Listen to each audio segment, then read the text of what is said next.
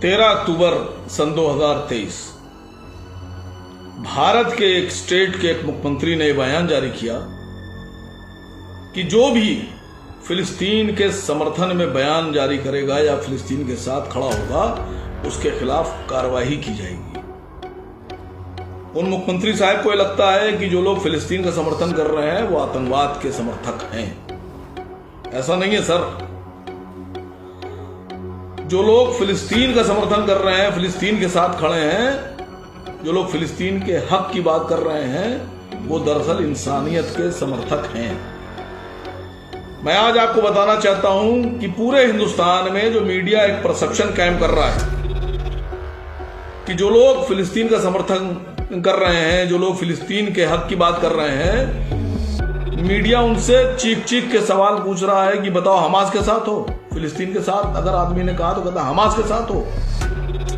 ये मीडिया एक perception cam कर रहा है। मैं आपको बताना चाह रहा हूं कि हमास क्या है, हमास कौन है, हमास कहां से आया, हमास कब आया, हमास की सच्चाई क्या है, सुनिए।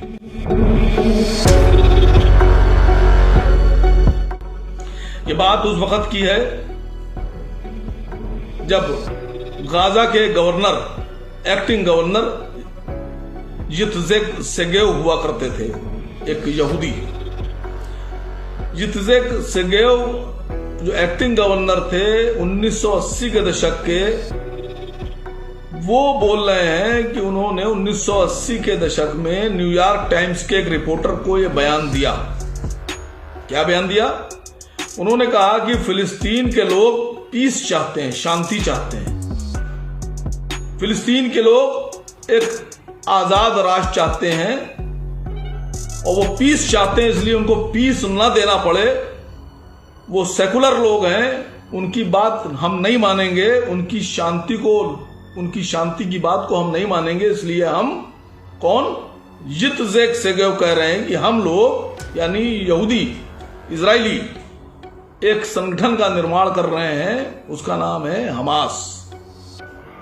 उन्होंने अपने बयान में कहा न्यूयॉर्क टाइम्स के रिपोर्टर से कि हम पैसा देकर, सपोर्ट देकर और जो भी जरूरत की चीजें हैं, जो भी एक आतंकवादी को चाहिए होती हैं, वो देकर हमास को पीएलओ के खिलाफ यासर अराफात के खड़ा करके सामने और लड़ाई शुरू करेंगे और पीस खत्म करेंगे।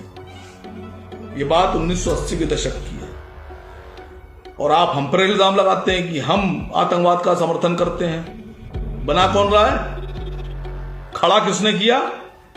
पैसे किसने दिए? सपोर्ट किसने किया? हथियार किसने दिए? यित्जेक सेगेव जो एक्टिंग गवर्नर थे, उन्होंने, इजराइल ने। इल्जाम हम पर लगा रहे हैं। मैं आज आपके सामने बहुत सी चीजें बताना चाहता हूं। बात यह हो रही है कि इजराइल पर हमला करके कितने लोग मार दिए गए। सच है, एक भी आदमी अगर मरता है तो इंसानियत मरती है।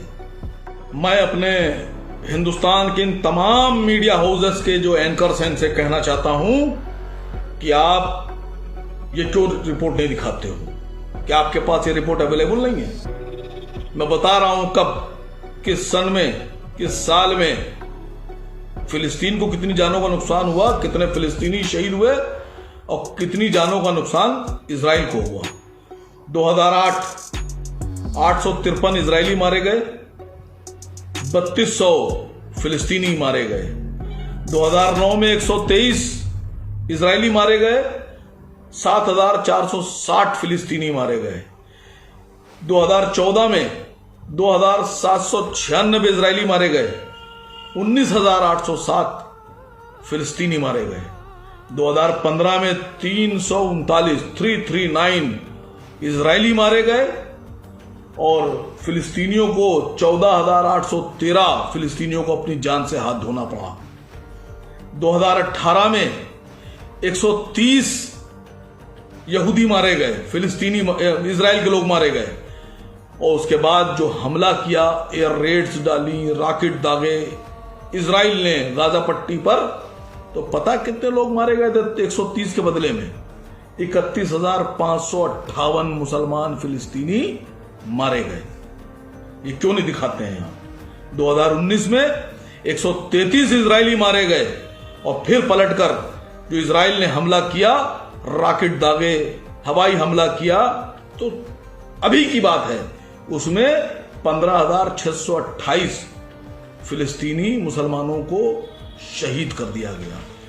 और फिर 2023 चल रहा है, ये 2020 तक का मैंने आंकड़ा दिया।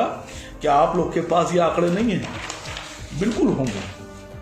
आप इजराइल का पक्ष ले रहे हो तो आपको बताना होगा कि आप इजराइल का पक्ष क्यों ले रहे हो।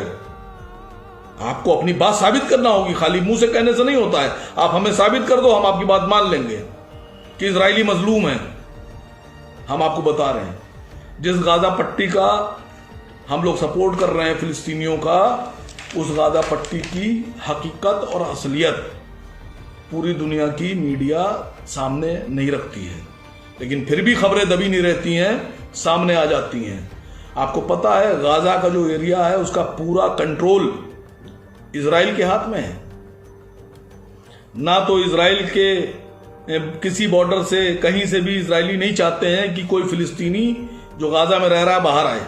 ना वो बाहर आ सकते हैं, ना वहां कोई अंदर जा सकता है, ना गाजा के लोग पानी से कहीं जा सकते हैं, ना वहां वो हवाई जहाज से कहीं जा सकते हैं, ना वो कोई कारोबार कर सकते हैं। पूरा का पूरा कैद करके जेल बना के रखा है इजराइल ने। ये आप क्यों नहीं दिखाते हैं? मैं इंडियन मीडिया से कह रहा हूं कि आप इस बात को क्यों छुपाए हुए हैं कि पूरा बॉर्डर लॉक करने के बाद इजराइल खाना खुद भेजता है उनको, कहीं और से वो खाना भी नहीं ला सकते। पानी की सप्लाई भी इजराइल ही करता था, वो पीते हैं।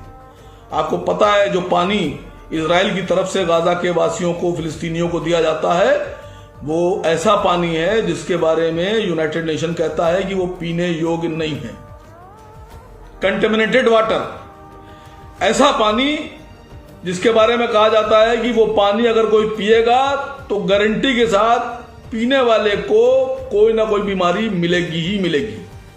ऐसा पानी सप्लाई करते हैं इंसानों को। आपको पता है यूनाइटेड नेशन की रिपोर्ट है कि जो गाजा के लोग हैं उनको जो खाना सप्लाई किया जाता है, वो खाना उतनी कैलोरी दी जाती है कि जिससे वो कमजोर हो जाएं। पूरी दुनिया से जो मदद के तौर पर खाना भेजा जाता है वो इजराइल खुद ले लेता है और उसके बाद में सिर्फ उतना खाना भेजता है कि जितनी, अगर किसी आदमी को 2 रोटी की जरूरत है तो उसको 1 रोटी दी जाती है, 1.5 रोटी दी जाती है। पेट भर खाना नहीं मिलता, बाकी खुद इस्तेमाल कर लेता है वो। मैं आपको ये जो बात बता रहा हूं इसका आप लोग दरियाफ्त कर सकते हैं।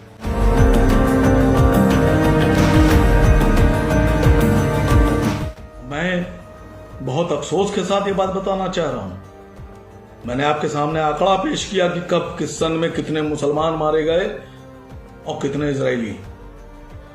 मैं आपसे पूछना चाहता हूं कि इजरायली गवर्नमेंट, जिनको आप बहुत सेकुलर गवर्नमेंट कह रहे हैं, वो कई बार गाजा में फास्फोरस बम का इस्तेमाल कर चुके हैं। व्हाइट फास्फोरस बम पूरी दुनिया में प्रतिबंधित है, यूनाइटेड नेशन ने उसको बैन कर रखा है। व्हाइट फास्फोरस बम हमारे बहुत से भाई नहीं जानते होंगे, लेकिन आप तो जानते हैं, मीडिया हाउस वाले लोग जानते हैं। व्हाइट फास्फोरस बम कि जब वो फटता है तो अगर उसकी एक रेजा भी इंसानी जिस्म के टच में या उसके कांटेक्ट में आ जाता है तो पूरे इंसान की जो बॉडी की खाल है उसको जला देता है। और वो आदमी कितनी तकलीफ से मरता है, आपको सोचिए कि पूरी खाल ऊपर से जल रही है, वो आदमी कैसे मरता होगा। हम लोगों ने सुना था कि करबला में हजरत इमाम हुसैन अलैहिस्सलाम के साथ जो किया गया था कि हजरत इमाम हुसैन को जंग लगी, बिना धारदार तलवार से उनके गले को रेता गया था कि उनको तकलीफ, समझिए आप, कि तकलीफ पहुंचाई जाए। यहां फिलिस्तीन के मुसलमानों के ऊपर फास्फोरस बम इसलिए छोड़ा जा रहा है कि वो मरे तो, लेकिन उनके तकलीफ की इंतहा समझिए आप, उनके पूरे बदन की खाल जल जाए। आप लोग इस पर नहीं बोल रहे हैं। इस लड़ाई में भी अभी जो हुई इसमें भी फास्फोरस बम का इस्तेमाल हुआ, ये रिपोर्ट आई है। क्यों नहीं बोल रहे हैं आप लोग? मैं बता रहा हूं आपसे कि वेस्ट बैंक, वहां तो हमास नाम की बला नहीं है। आपको पता है इजरायली गवर्नमेंट क्या कर रही है वेस्ट बैंक में? यहूदियों को लाखों रुपए देती है, उनके मकान बनवाती है। कैसे बनवाती है? जो वहां फिलिस्तीनी रह रहे हैं वेस्ट बैंक में, उनके मकानों पे कब्जा करके उनको नेस्तनाबूद कर दिया जाता है, जमींदोज कर दिया जाता है। और जमींदोज करने के बाद वहां पैसे देकर जीप्स को भेजा जाता है यहूदियों को, और कहा जाता है कब्जा करके नए मकान बनाओ। नए मकान बनाने के बाद उनको 50 लाख रुपए देके एक फैमिली को वहां शिफ्ट करा जाता है। फिर इजरायली आर्मी उनकी सुरक्षा करती है। 9 सेटलमेंट हुए हैं, 9 सेटलमेंट। एक सेटलमेंट में 2 से 2.5-3 लाख आदमी को सेटल किया जाता है, यहूदियों को फिलिस्तीनियों पर। 9 सेटलमेंट यूनाइटेड नेशन कह रहा है 9 सेटलमेंट कर दिए हैं अवैध। यूनाइटेड नेशन कह रहा है इलीगल सेटलमेंट किए गए हैं इजराइल की तरफ से। फिलिस्तीनियों के मकान तोड़कर कब्जा कर लेते हैं, फौज लगाकर सुरक्षा करते हैं अपने इलाकों की, और उसके बाद में जब फिलिस्तीनी अपने घर के पास पहुंचता है कि मेरा घर वापस करो, तो जो ऊंचे ऊंचे मचान बनाते हैं आर्मी वाले, वहां से स्नाइपर लगा के उनको शूट कर देते हैं, गोली मार देते हैं। गोली सर पे गोली मारते हैं उसके, मचान से बैठकर। ये आपको नहीं दिखता है? कौन देखेगा इसको? कौन बोलेगा? पूरी दुनिया चुप है, आप भी चुप हैं। आप उम्मीद करते हैं हमसे कि हम भी चुप रहें। हम कुछ नहीं कर सकते हैं, कम से कम एक मॉरली सपोर्ट तो कर सकते हैं। और जो अभी की बता रहा हूं आपसे बयान, ये 9 अक्टूबर का बयान है शायद, जो डिफेंस मिनिस्टर है इजराइल का योव गैलेंट, उसने एक बहुत ही खतरनाक बयान जारी किया। उसने कहा कि हम गाजा को जमींदोज कर देंगे, प्लान कर देंगे, उस पर कब्जा करेंगे।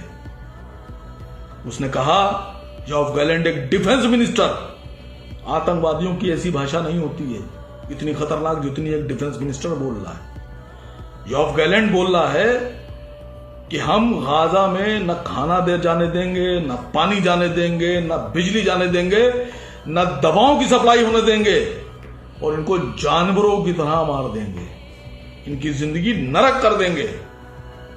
ये एक डिफेंस मिनिस्टर की भाषा होती है। और उसके बाद में आप लोग कह रहे हैं कि हम आतंकवाद का समर्थन कर रहे हैं। अपने गिरेबानों में झांकिए और देखिए कि कौन आतंकवाद का सपोर्ट कर रहा है, कौन कर रहा है आतंकवाद का सपोर्ट। ये बात आपको जानना होगी। आज पूरी दुनिया में मुसलमान एक सवाल पूछ रहा है, पूरी दुनिया के मुसलमानों के जबान पर एक सवाल है कि क्या दुनिया के लोगों को जुल्म नहीं दिखता है? क्या दुनिया के लोग ये नहीं जानते हैं कि जालिम कौन है, खड़ा किसके साथ होना है? तो मेरे भाई, एक बात बहुत दुख के साथ बोल रहा हूं कि जो उनके दोस्त हैं वो ऐसे हैं कि जब उनको जरूरत पड़ती है तो उनके दोस्त उनके लिए बड़े बड़े वारशिप, बड़े बड़े हथियार, बारूद और पैसा उनकी मदद के लिए भेजते हैं। और जिनको आप अपना दोस्त समझते हैं, वो जब वक्त पड़ता है तो जाकर दुश्मन के खेमे में खड़े हो जाते हैं, हाथ मिला लेते हैं। आपके जो दोस्त, जिनको आप दोस्त समझते हैं, वो ऐसे गद्दार दोस्त हैं कि जब वक्त पड़ता है आपको मदद का, तो आपके दुश्मन की टेबल पर बैठकर उसके साथ कॉफी पीते हैं। आपसे जबान से कुछ कहते हैं, लेकिन आपके पीठ के पीछे आपके दुश्मनों के साथ मौज करते हैं और सेटलमेंट करते हैं। इस बात को सोचिए कि कौन आपका दोस्त और कौन आपका दुश्मन।